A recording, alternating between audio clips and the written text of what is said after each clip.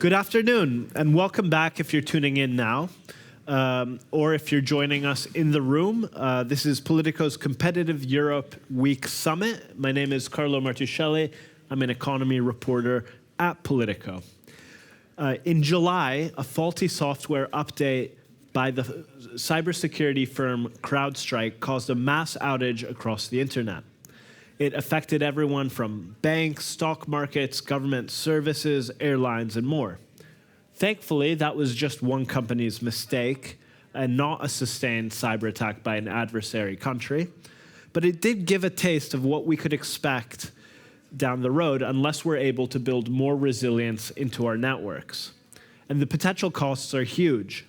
The IMF estimates that what is considered an extreme loss at a finance firm from a cyber attack could run into the $2.24 billion.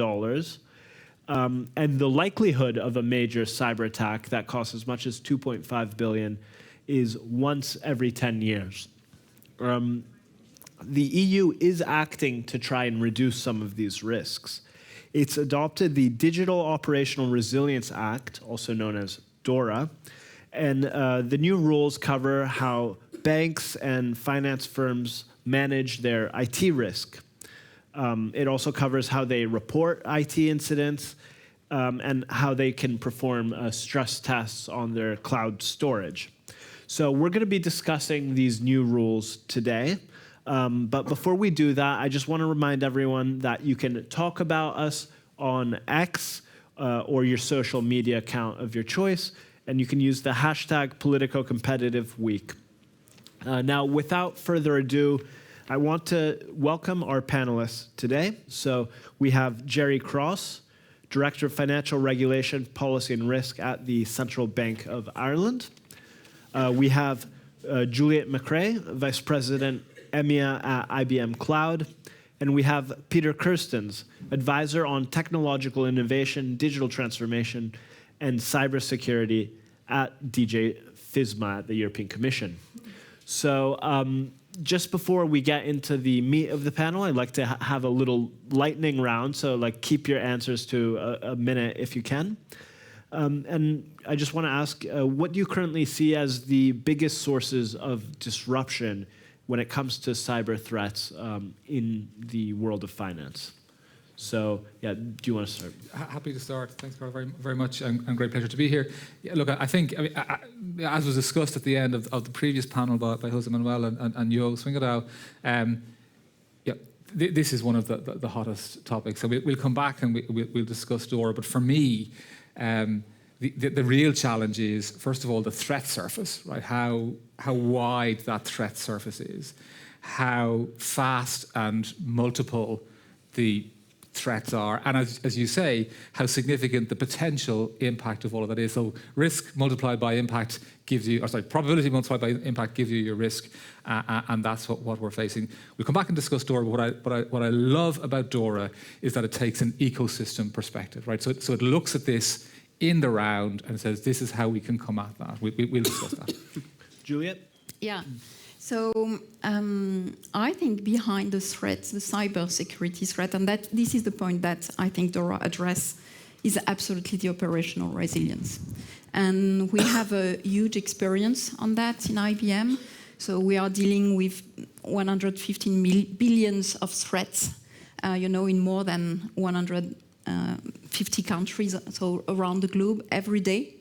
So it's true that, to me, this cyber threat means absolutely operational resiliency, for sure. Great. Peter?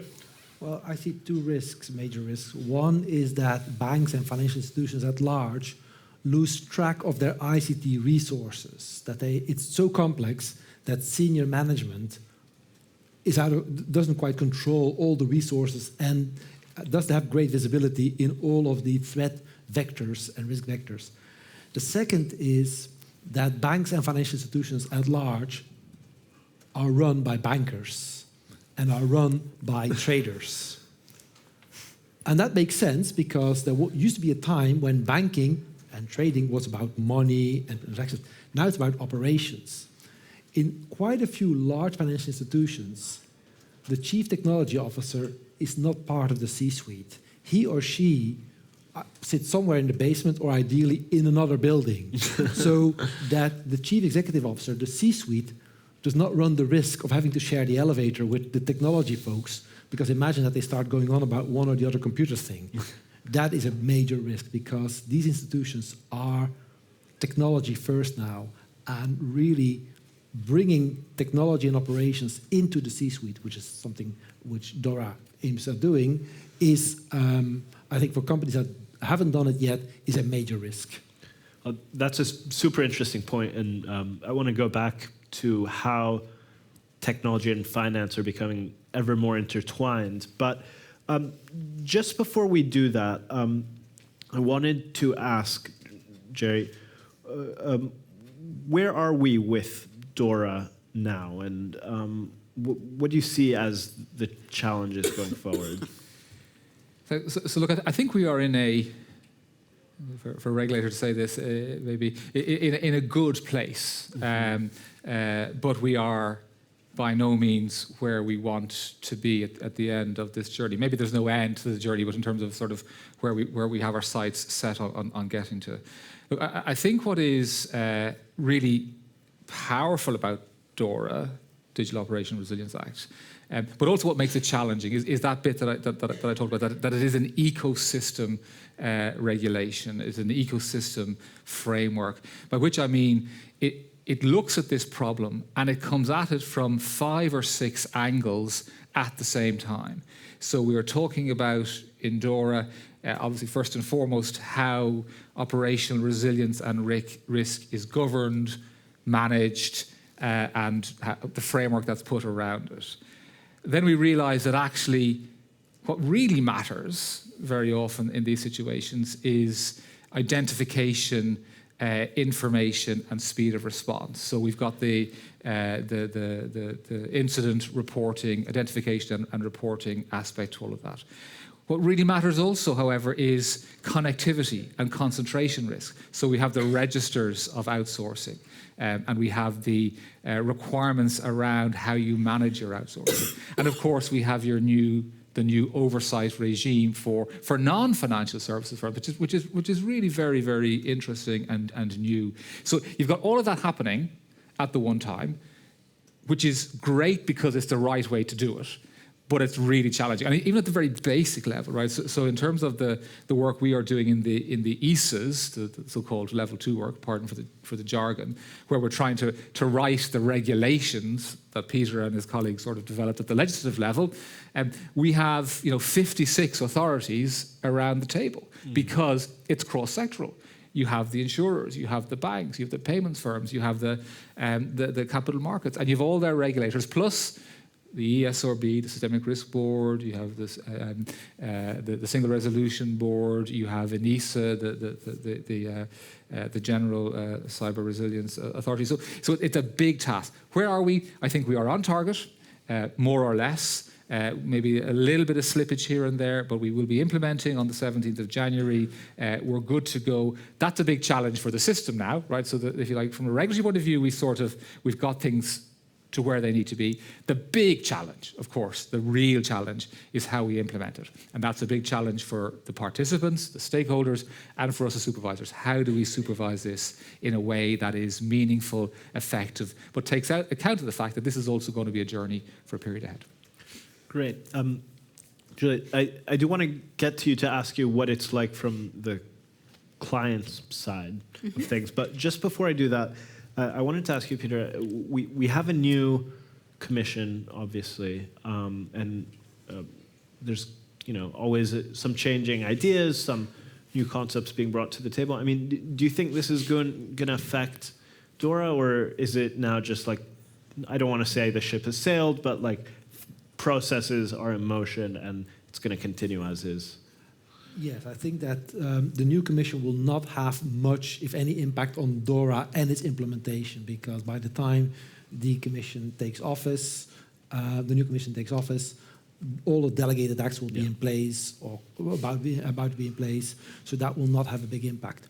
But I do believe that operational issues, technology issues, innovation, and the risks this brings, innovation brings mainly opportunities, but it also brings risks, that will be a major focus for the new Commission, not only because of the risk, but also the opportunities and the competitiveness drive that we will be seeing in the next Commission.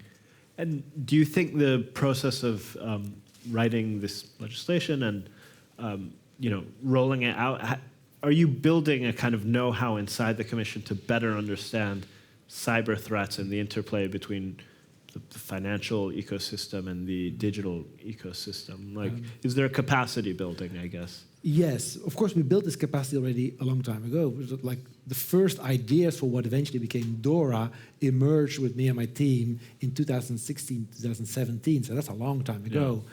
And we couldn't develop those ideas without having any insight as to what really are the issues. People thought it was all about cyber attacks, and that's one element of it. But it's just sort of the mere operation of a technology-driven company. You've mentioned CrowdStrike. That was not a cyber attack, that was a configuration error. Right. With very, very significant consequences. But that was typical if you have such a dependence on technology. A mistake can have very, very dark consequences. Had that happened after DORA was or will be implemented? Do you think there would have been a mitigation there?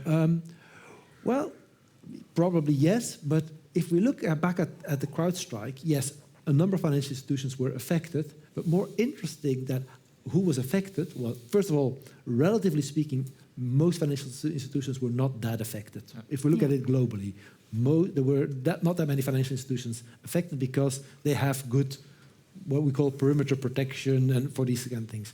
But then, if you are affected, how resilient are you? How quick are you to recover? And the financial sector was very quick to recover. And that is, even though DORA is not yet in place, is already an illustration that although DORA is not yet in application, it has generated a mindset switch. We see this mindset being changed at the regulators, and it's a challenge because regulators and supervisors tend to look at economic risks, at financial risk, counterparty risk, market risk.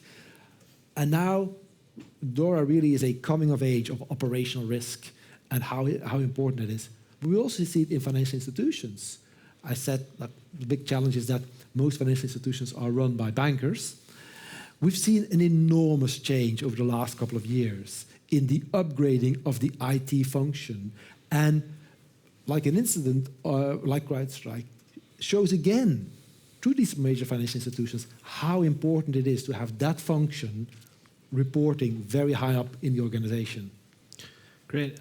Juliet, I wanted to know what you're hearing from your clients and whether they feel ready for DORA. I mean, this all sounds great, but I know that when you look inside the building, it's people running around like it's all on fire, and they're rushing to fix things. But you have part of the answer in the previous answers, because it's true that I think the financial sector has been running IT now for a while, have been prepared for this resiliency topic, business continuity. Initially, we talked about that.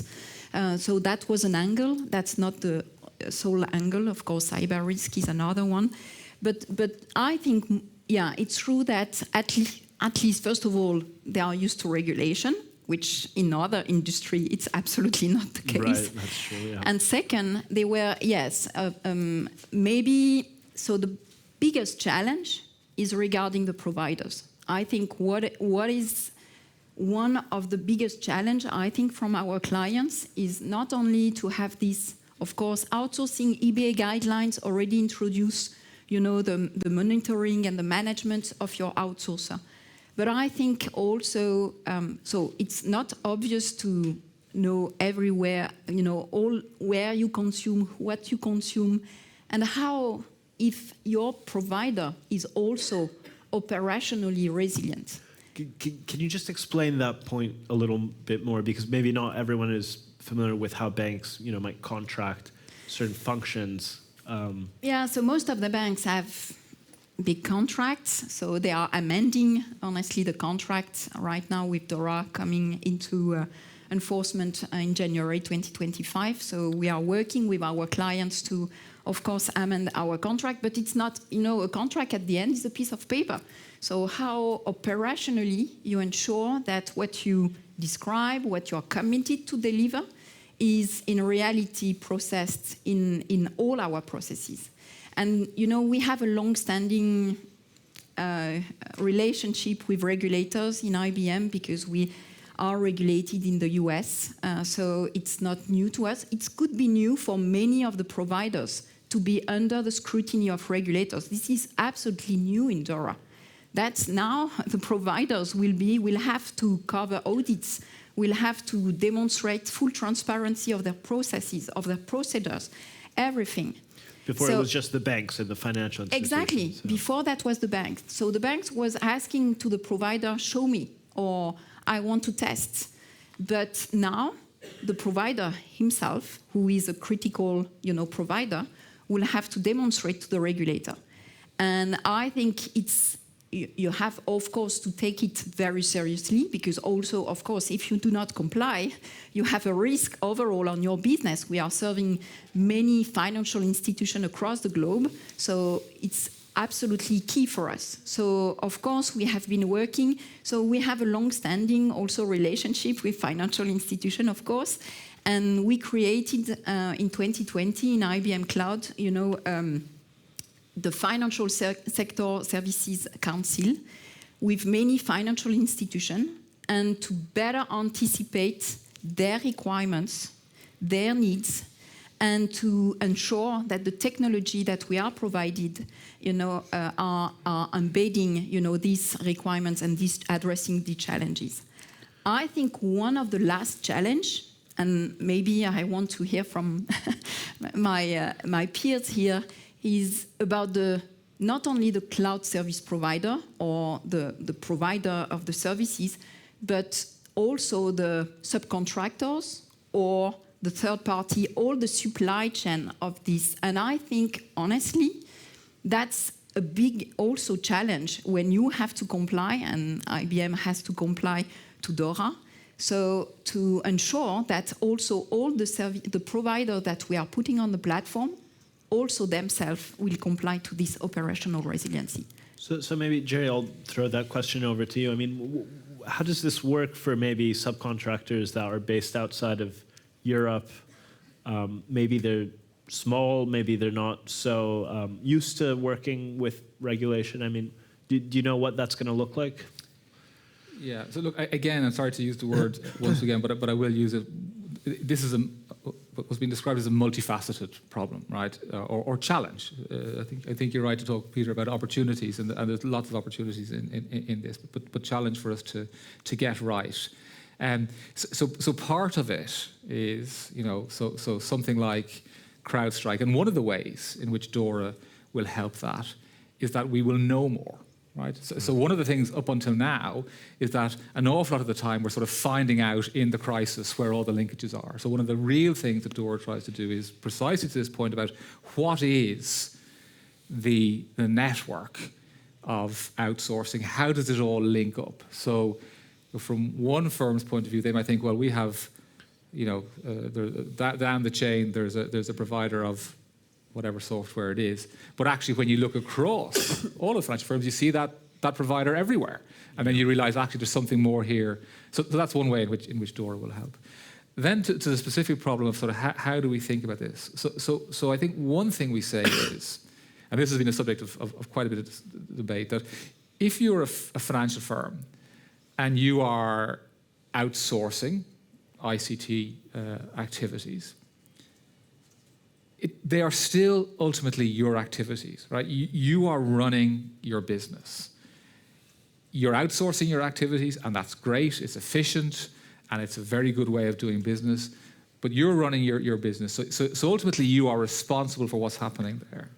The buck stops there. The buck stops there, and it has to, right? Otherwise, sort of outsourcing is such a important, prevalent, valuable part of the financial system. But if we were to say, actually, once you've outsourced it, well, don't worry too much about it, well, we wouldn't be far from the next crisis, honestly.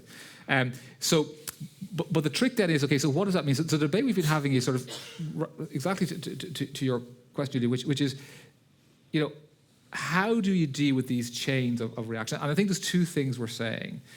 One is, insofar as those providers who basically materially underpin your critical or important services, right? You got to be all over them. You got to be monitoring them. You got to know what's going on. You've got to be comfortable that their systems, their approach is meeting your expectations. That's kind of non-negotiable. Then we had the debate about, well, what about all of the others, the nodes and the branches and the twigs and all of the sort of the far-flung parts of what we call the tree of outsourcing. And there what we're saying is, look, you have to know what the shape of that is and ultimately what's going on there. You have to be on top of your arrangements.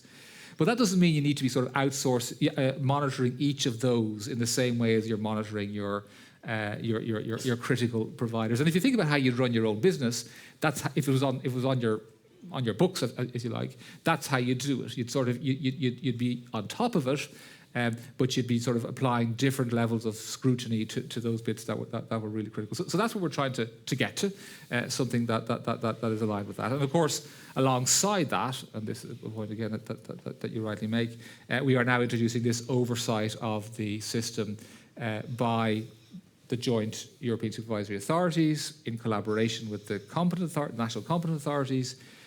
And that gives, not in any way an alternative, but gives added sense of resilience, because we will now be able to say, actually, we're not comfortable that this major provider is where they should be on this aspect, and to get improvement. So again, it's that kind of ecosystem thing. But final thing, we're going to have to be working some of this out as we go along as well, right? Yeah. I think as we go along the journey, we will learn more, and if we do it right, we will get into a virtual cycle of things improving. Yeah. Because if everyone is doing this, and one of the discussions again, and I'll finish, we've been having is, when we talk about things like threat-led penetration testing and other aspects, is lots of these will be coming back to the same third-party providers. So again, the system, if it's well coordinated, will sort of produce synergetic good effects.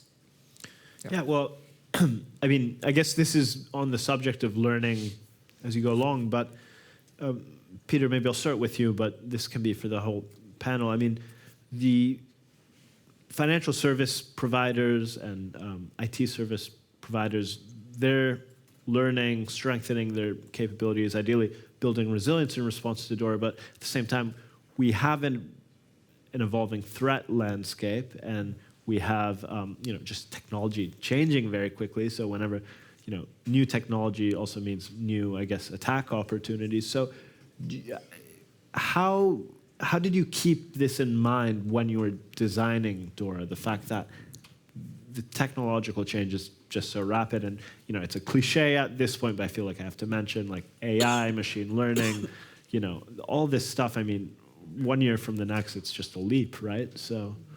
Of course, that's because we are, and my team in particular, we are a bit tech maximalists. We are great believers in technological innovation. And of course, that's why I have the job I have. So my colleagues think I'm a tech nut, which I am. But I think that the opportunities in innovation far outweigh the risks. And Jerry talked about outsourcing. And traditionally, financial institutions outsource because it's more efficient or it's cheaper. We do not think that outsourcing to a technology provider or to a cloud provider should only be done or should be done for cost considerations. It's not because you can have your mess for less at a cloud provider that you should go to a cloud provider. No. If you think about it, the most operational resilience dividends you can get is from moving your operations from on-site onto a cloud environment, where you have companies that have far more resources and far more specialization in fielding off these attacks and protecting this infrastructure.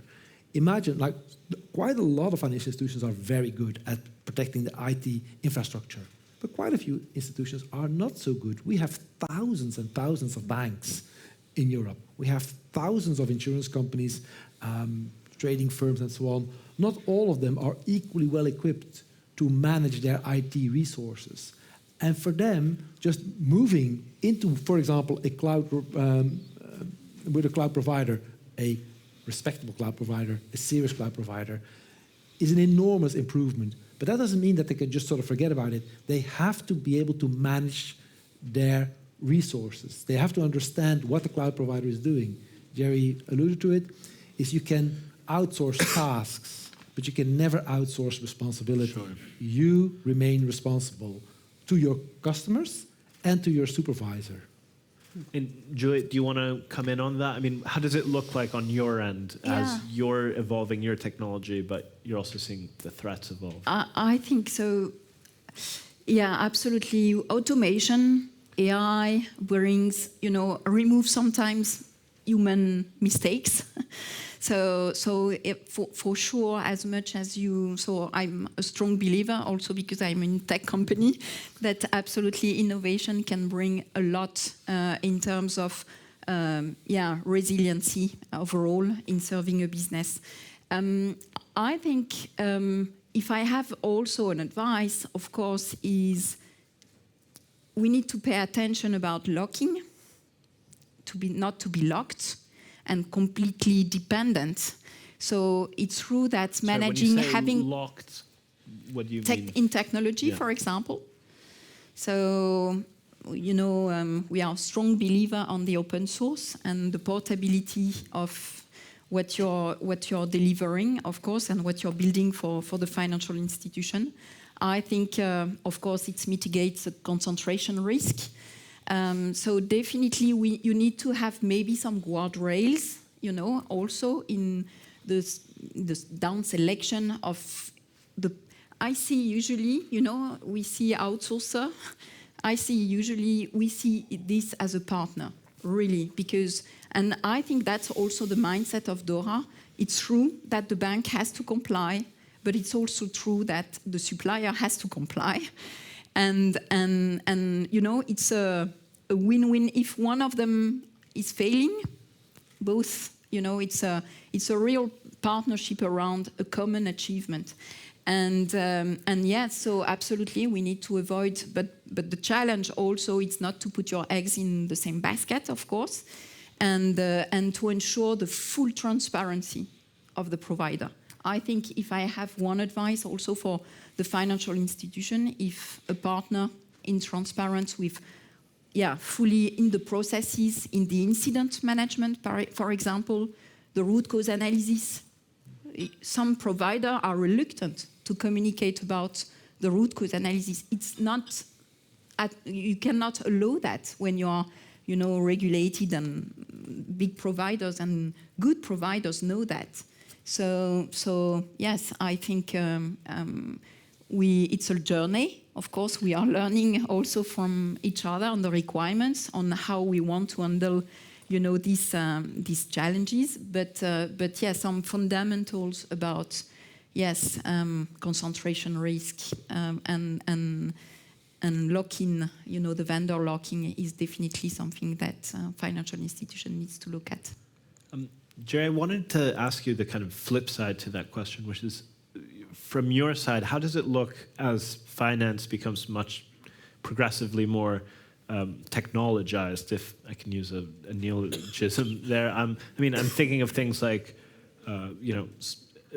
ever more sophisticated quantitative trading strategies, more automated trading, and things like crypto, blockchain, maybe things that are a bit overhyped, but we do seem to be moving in that direction. Does that also come with operational risks? Is that something you're looking at?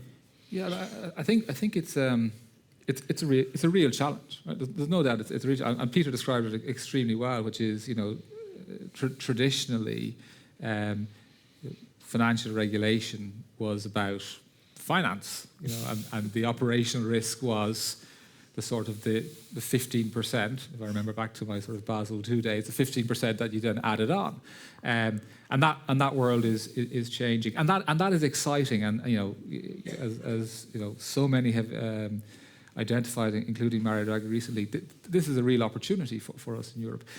But it's a challenge then for regulation. And Sean Berrigan from the DG FISMA was here earlier. I've heard him speaking in other places about smart regulation. So the challenge for us as regulators is to think differently, to do smart regulation. We can't just assume that's what worked for us elsewhere, it will work here. I think that's why DORA is very good, because it is adaptive, it is proportionate, it is cross-sectoral, it is principles-based, it is sort of embedded in how firms do things, and then it adds on. And I think that's so.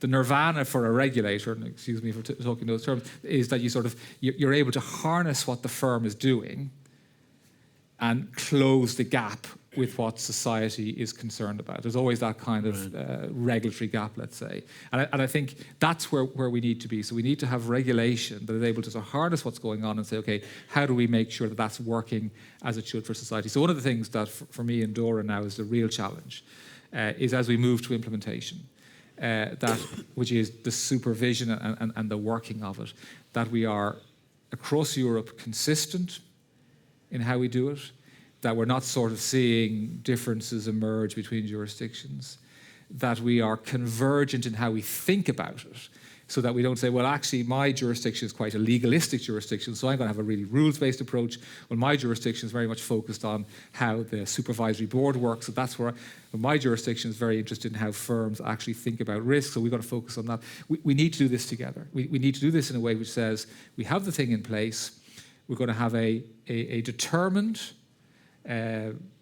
robust, but also journey-oriented approach to this, which kind of says we will get to where and that will allow us to absorb AI. That will allow us to absorb distributed ledger, tokenization, because these are all sort of, you can harness all of those, but you've got to come at it in a mindset which says we're about making this work while closing that gap that will be there between what the firm wants to do and what society needs to be sure is happening to make things appropriately safe. We're Politico, so I feel like I have to ask a political question here, which is, we have a war going on in Europe. We see conflict in the Middle East. We're seeing it quite dramatically. So how much of this is about hardening our systems to, state actors, really,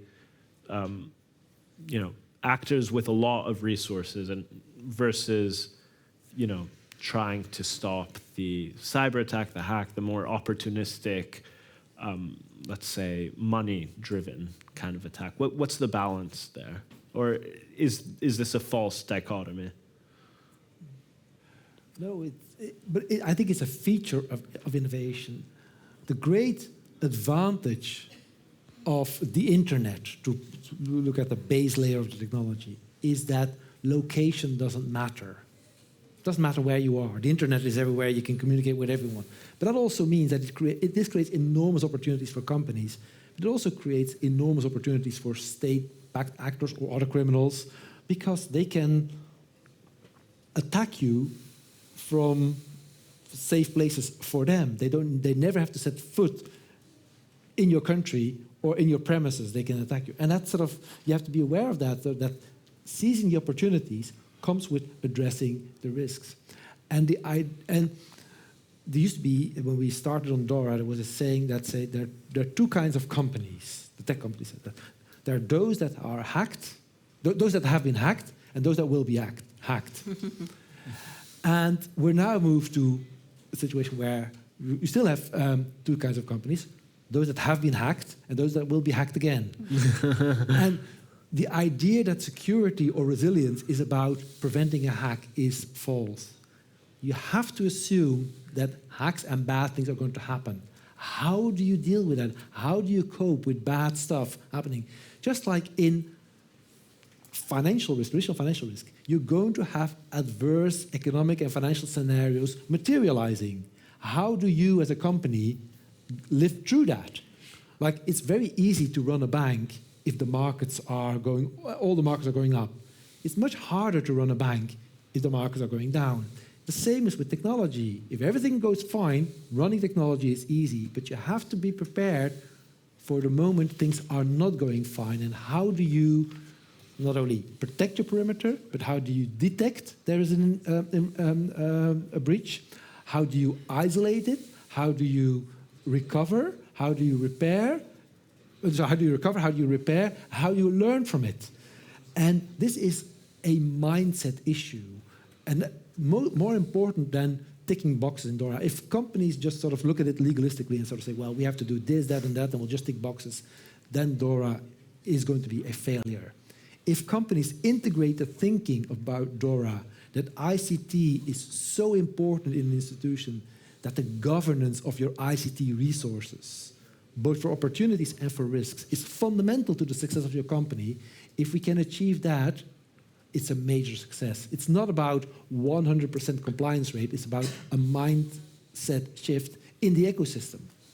Great. Well, on that cautiously optimistic note, I think we can wrap it up. But, you know, I think it's a good way to look at it. Hacks happen, but it doesn't have to be the end of the world. And hopefully, you know, as time passes and as this legislation really enters into effect, our financial system will only become more and more solid.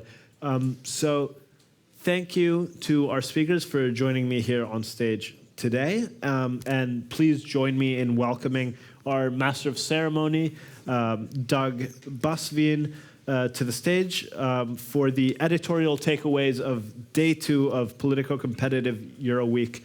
Thank you for your attention, and please remain seated for these last takeaways. Thank you.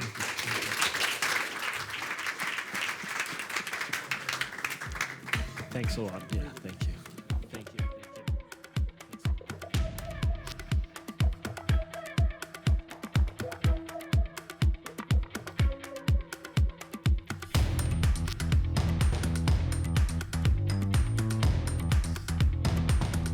Well done. Congratulations for staying the course.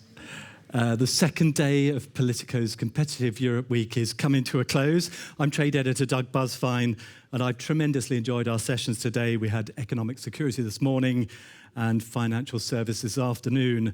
One punchline from this morning stayed with me. Pascal Lamy said, trade policy is the tail of the dog. The dog is a proper industrial strategy. Well, as trade editor, I guess I know my place now. Moving to financial services, Enrico Letta told us that a UniCredit Commerzbank deal, if it happens, is not a cross-border merger. The borders are all in our minds, apparently. Well, Mairead McGuinness this afternoon declined to comment when asked about the idea, but she did say that the discussion about it is already helpful. And she also said that once market forces prevail and competition is fair, then things should resolve. So at least I think we can guess where her sympathy lies. On our financial panels, we heard calls for less regulatory density over capital markets and more supervisory convergence. So it's back to those borders in our minds again. Well, the last thing I want to do is put up another barrier to having a nice evening and going to our happy hour reception. But before I let you go, I would like to thank our speakers for their insightful comments today and our partners for making this summit possible. They are our leading partners, ASEA, Booking.com, FPA and Google. Our presenting partners are ExxonMobil, Microsoft, Santander, Vodafone, knowledge partner, the McKinsey Global Institute, and visibility partners, the German Council on Foreign Relations and the German Marshall Fund.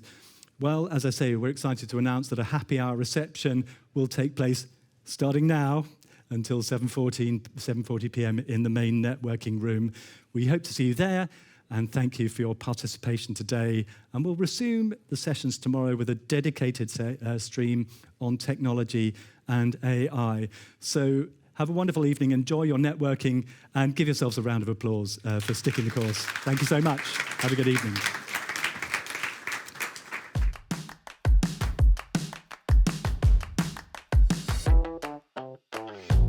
We are united in diversity. We are very heterogeneous in our opinion. If we do not renew our partnerships with the rest of the world, Europe will not be relevant. We can make it if we are together as Europeans.